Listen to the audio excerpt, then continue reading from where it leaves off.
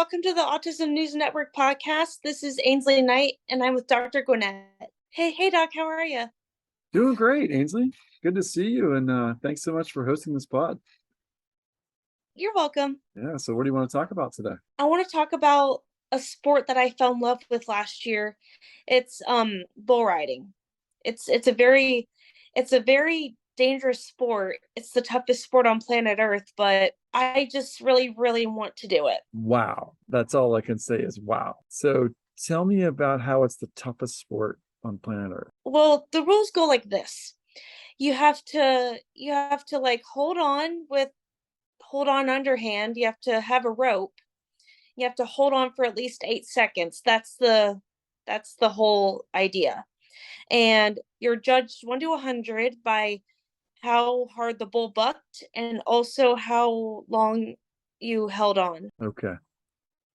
Yeah, and so this is the type where they start off in like the stall and they Yes, drop you they, in. they start off the bucking chutes. They're only given a limited number of seconds in the chute to get ready and like get cinched up. Once that gate opens, that bull goes raving mad. Yeah. Yeah, and so what happens if they don't make it to 8 seconds? They get, I think, a low score. Like one time a guy I think got like 40 something and a half.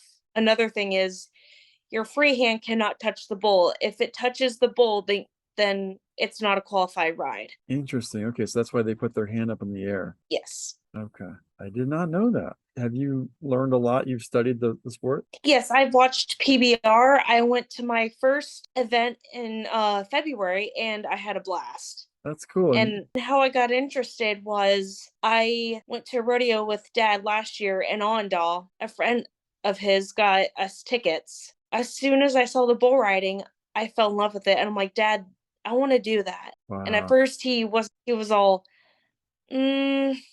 I don't know. And so you're still talking about that as a family. Yes. And Mom's a little hesitant about it. Dad's cool with it. A friend of mine said, Ainsley Claire, your mom will let you ride no bull. And I just shrugged and laughed it off. And I'm like, that's what he thinks. No one wants to see me get hurt. Yeah. Yeah. And you mentioned PBR. What's that stand for the audience? PBR is professional bull riding. It is the best sport in the whole world. Yeah. What do you like most about it? I like how the riders like tried their best to hang on because, and I know they get thrown to the dirt, and I imagine it hurts Yeah. being thrown off an animal that weighs more than you. Oh, for sure. Do you know how much those bulls weigh? I think around like 1,500 to 2,000 pounds. Wow. Oh my goodness. That's a lot of animal. It is very bulky, very dangerous, horns. I mean, this is like my calling. I want to be on the PBR and I want people to say, oh my gosh, I know her. Yeah. So you'd be like a celebrity. Yes. Do you want me to tell you about my favorite rider? Absolutely. My favorite rider, he lives in Walla Walla, Washington State, not DC. His name is Derek Kolbaba, and he has made the PBR World Finals 8 times, and he has a buckwright machine in his shop house. He practices on that to get ready for the weekend. That's amazing. So it's called a buckwright machine? Yes, it's a drop barrel thing. It just goes up and down. It doesn't move around like a mechanical bull does. Okay. He uses that to practice. Wow. Now, do they end up doing a lot of workouts as well? Like, I think he stretches before every ride, and he's very amazing. And I haven't seen him ride in person, even though I really want to. I've seen him ride on YouTube. He's just so into it. yeah, He won round one of the PBR World Finals. I am so incredibly proud of him. yeah, that's amazing. So, do those world finals take place in the same city each year? This year it's in Fort Worth, Texas. The one I went to in February, it was crowded and it was loud, but at least I had earplugs. I was hoping that Derek was going to be there, but he wasn't, and I was really upset. If you've never ridden a bull before, how does one begin that process or begin that sport? Well, the best thing is to find your local rodeo club or find somewhere close to you that they do bull riding lessons. I did find a place in Idaho, but the cost for people 14 and over is $400. Wow.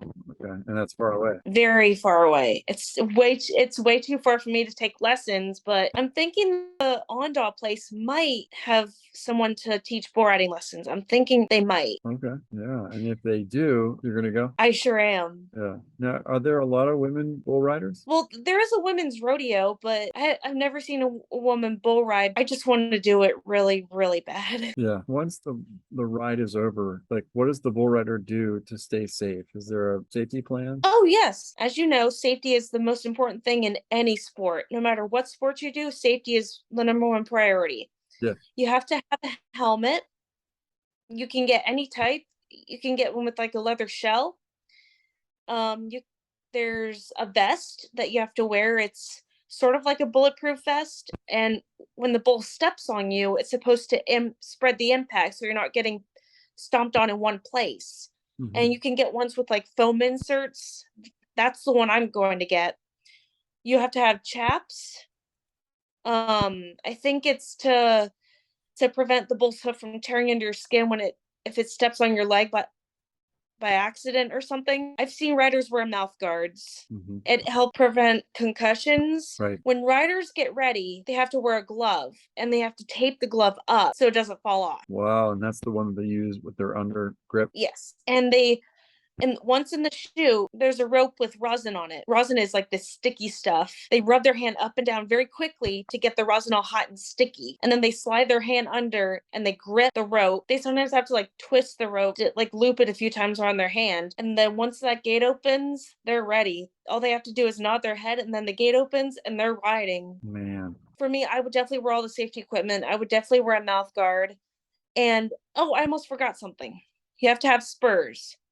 Bull spurs lock in place. So when your foot hits the side of the bull, it grips. Okay. And So you don't go flying off. The spurs help you stay on? yeah, Okay. and the rosin helps the glove stay sticky. So there really is a lot of equipment. I did find a website called Rodeo Mart. Their stuff is in the $100 to $500 price range. And what do they sell? They sell like all types of equipment, like for bronco, bull. I'm hoping they have something in my size because of how small I am. Sounds like a big adventure. An adventure I want to pursue.